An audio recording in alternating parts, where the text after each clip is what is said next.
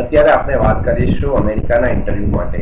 અમેરિકાના ઇન્ટરવ્યૂની તૈયારી માટે તમારે શું કરવું જોઈએ? અમેરિકાના ઇન્ટરવ્યૂમાં એક તો તમને લોકોને બધાને ફિયર હોય છે કે ઇન્ટરવ્યૂમાં શું પૂછશે, અંદર કેવી રીતે એ લોકોનું વર્તવું હશે, બ્લા બ્લા બ્લા, એટલે બધી જ રીતની વાતો તમને ટેન્શન લાવી દે છે. તમને એક ફિયર થાય છે કે તમે વિઝાની ફી ભરી, મારી વિઝાની ફી પડી જશે, મારી કન્સલ્ટિંગ પે કરી, મારી પડી જશે, વિઝા નહીં આવે તો શું થશે. જિંદગી કોઈ દિવસ સારી જવાતી નથી. ઇન્ટરવ્યૂ એ ઇન્ટરવ્યૂ નથી. અમેરિકાની કોન્સ્યુલેટ તમારી પાસે એટલું જાણવા માંગે છે કે તમારો જે પર્પઝ છે અમેરિકા જવા માટેનો, એ પર્પઝ ખરેખર સાચો છે.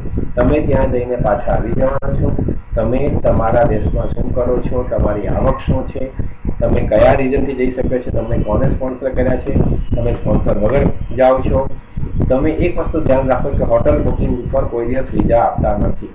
તમારે ત્યાંથી સ્પોન્સર હશે તો જ તમને વિઝા મળશે. બાકી ઘણા બધા કન્સલ્ટન્ટ છે જેઓ હોટલ બુકિંગ થ્રુ કરે છે અને હોટલ બુકિંગના થ્રુ અમેરિકાની એમ્બસી 99.9 વિઝા આપતી નથી.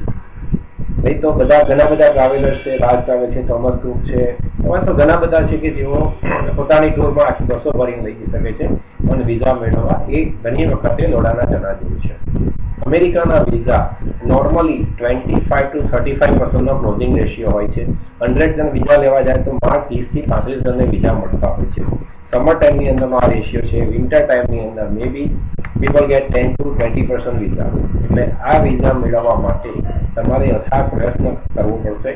એના માટે તમારે સાચી એડવાઇસ લેવી પડશે, સાચું ઇન્ટરવ્યુની પ્રિપરેશન તમારે કરવી પડશે.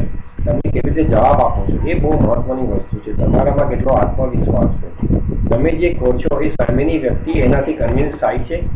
તમે નોકરી લેવા જાઓ તો નોકરીમાં તમને જે સવાલ પૂછવામાં આવે છે તો તમે એ ઓફિસરને સંતોષ કરો તો તમને ઇન્ટરવ્યુમાં તમને જોબની ઓફર તરત જ કરી દેશે.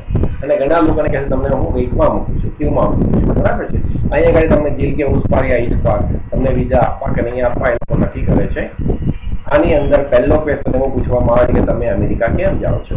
બીજો ક્વેશ્ચન પૂછે કે તમારા સ્પોન્સર અમેરિકામાં શું કરે છે.